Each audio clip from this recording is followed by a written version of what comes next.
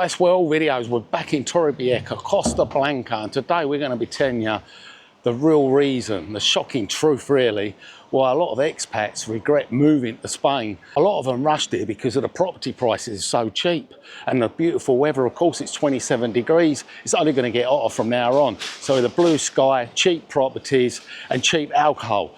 And this is what's happened to the expats here that really regret moving. Just before Brexit, of course, that's when it all changed. Once Brexit come along, and this is where a lot of them regretted the decision actually coming. So a lot of people literally didn't do their own work. Of course, I was studying Spain for a long time, for over a year, checking out the best location, the best area for property value, cheap food, and of course, English people around me, as I say, expat community. Of course, when you've been here 10 years, you actually regret moving into an expat community because you find it very difficult to get away from the circle of sitting up bars and actually learning the old Spanish lingo, which you need to get around the Spanish community. So everyone obviously flocked to the coast on the Orihuela Costa in these expat communities. And this is where a lot of the expats regret what they actually done, because they come over here to live the dream. The old Sangria beach and the whole life here of the al fresco dining, and they all wanted to embrace in the culture, but it didn't really happen. The truth of it is they actually come just before Brexit. They didn't buy a property and literally come with a few quid in their backside, and they sort of lingered on and rented out an apartment, and then they just went and got the job, the handy job, going around the corner and bars and restaurants. Of course, Brexit come along, all stopped, the free movement and everything. And people have been here years, and of course they never changed over the paperwork, the green paper, to become actual resident when they had a chance. During the Brexit transition, everyone had a chance to sort it all out. Of course, a lot easier, a lot cheaper.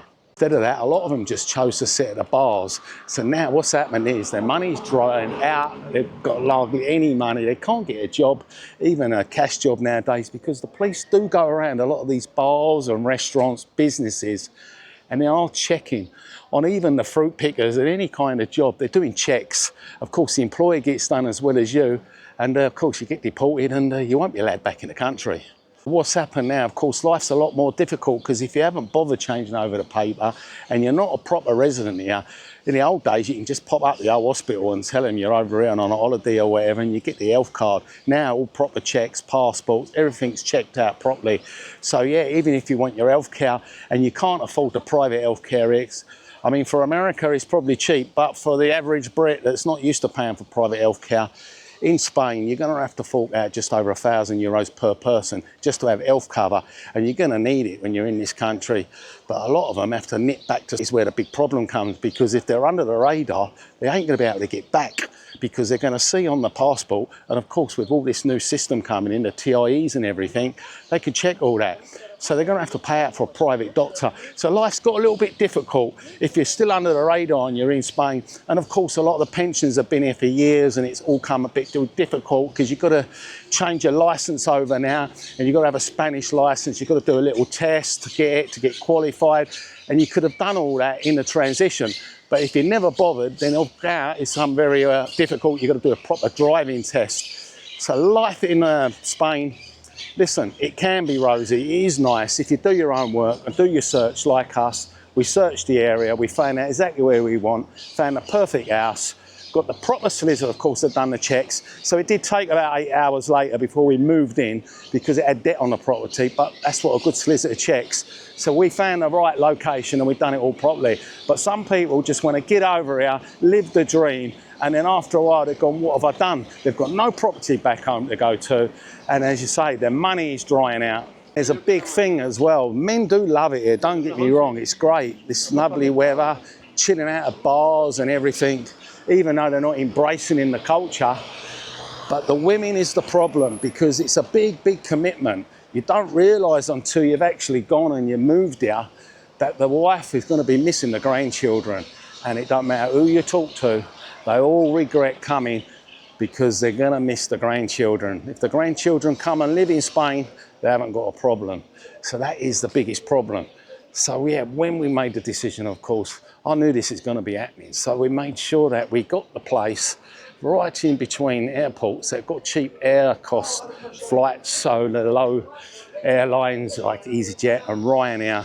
So you can nip back whenever you want. And of course, if you're not working, you can pick the right flights at the right time when on special offer.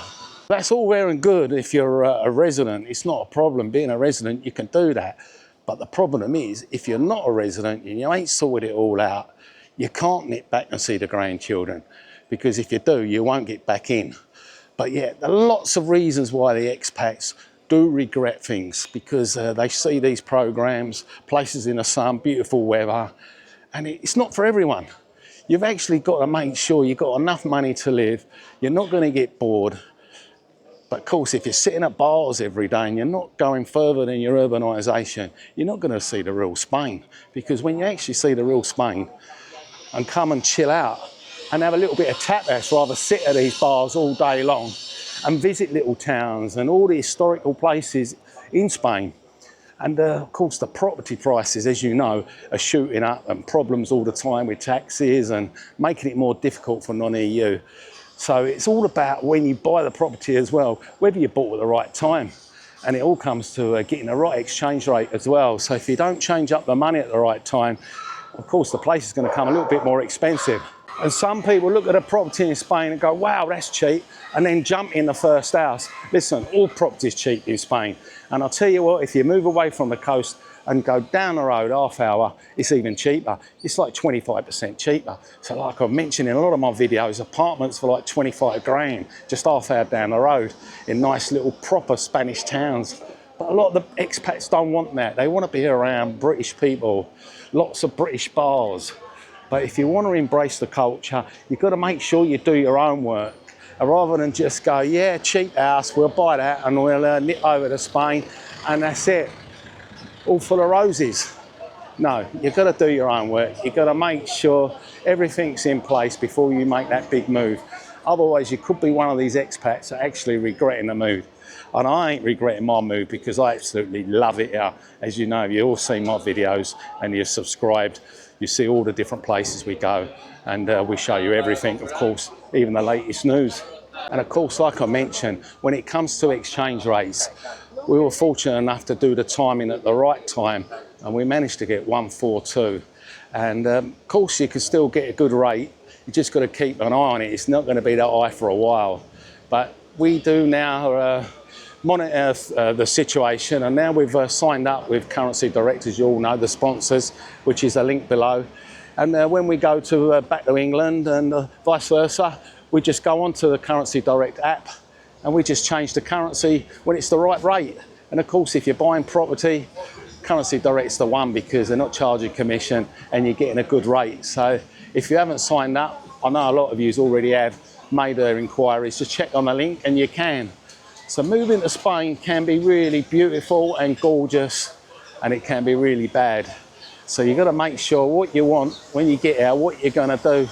And as you know, you can't work no more, especially for the first few years, if you're on a long, lucrative visa, which we done the other day, an interview on that. If you want to check that out, if you haven't, interview with someone that's just gone through the process of the non-lucrative visa. But yeah, it's not as easy as it was.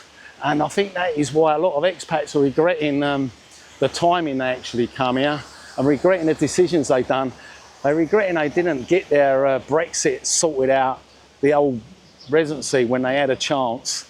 And now it's stuck in it, really, in between Spain and England, because they can't really go back, because if they do, they ain't got no house to go back to. So yeah, they've just got to try ways and means of getting by.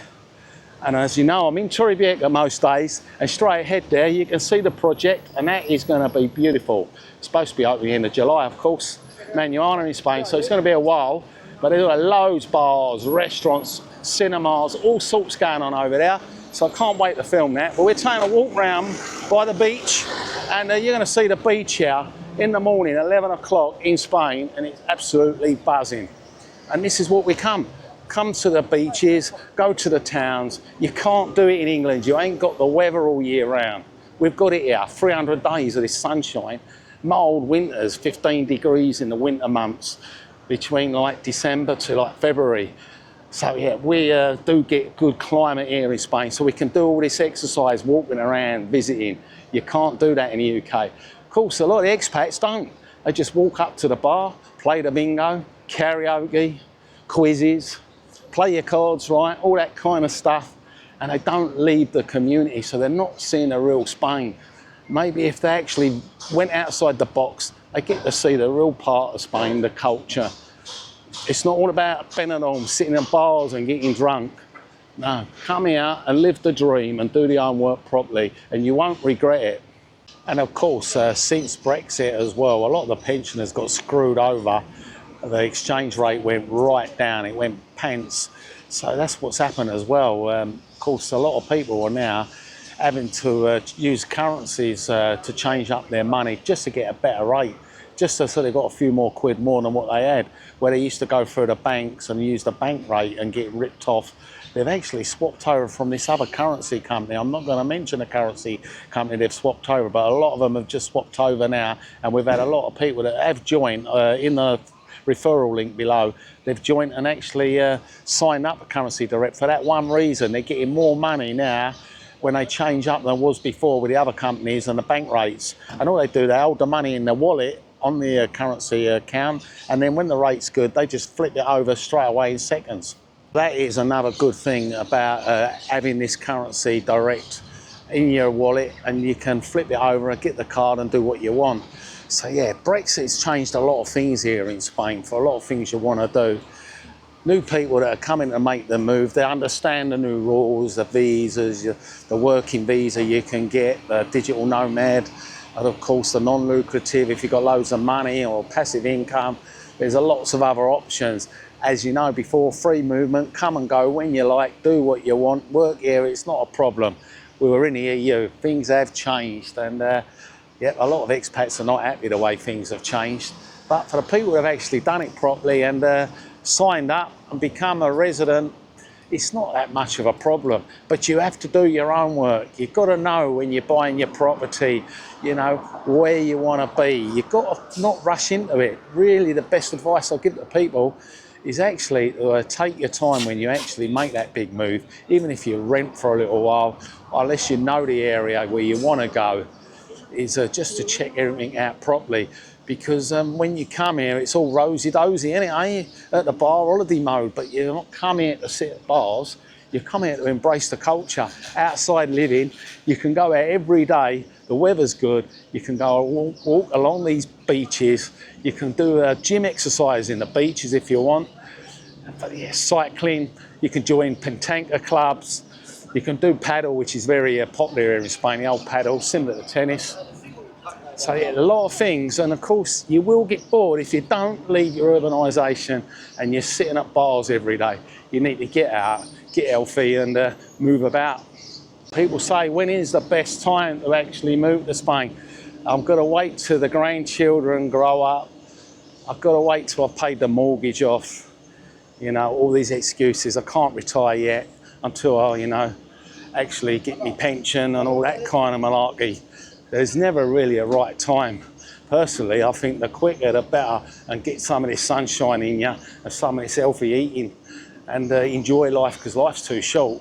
So the kids are always going to be having grandchildren and they're always going to be waiting for an excuse. You don't want excuses. You need to just get out here, do your own work, do your search and start living a dream, because life's too short. And then look at this. We're up on a promenade, beautiful, blue sky, and we've got this now all the way around to November. And as a lot of you's already done the move, and a lot of you's about to do the move, and I told you before in the video, you can just email me. The email address is below, paradiseworldvideos@hotmail.com. If you need any help, I can help you for a small fee. I can drive you around all the areas and show you areas if you're not sure. Can sort your solicitors out. NIE, of course, is the main thing you need. So if you need help with your NIE, I can sort that out as well. It's a very big move when you come to Spain, and you've got to make sure you get it right, and you don't want to just rush in. Over in Spain, you've got solicitors or not solicitors, they're like jesters. They don't know the full legal process.